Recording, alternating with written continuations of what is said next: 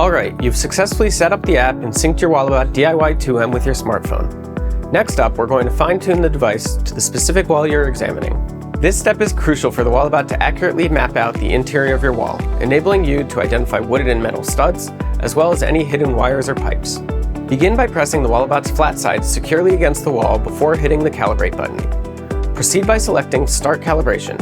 While maintaining the device's flat orientation against the wall, gently glide it in a circular pattern, ensuring you cover a diameter of at least 16 inches. Once the calibration is successfully completed, it will be displayed on your screen. Now you're ready to proceed with scanning. If you switch to a different selection of the same wall, recalibration isn't necessary. However, it's important to note that different walls might have unique characteristics and hidden elements. Therefore, it's advisable to recalibrate each time you start working on a new wall. Proper calibration is essential for optimal performance. Make sure to check out our instructional video on locating studs and identifying the center of studs for more detailed guidance.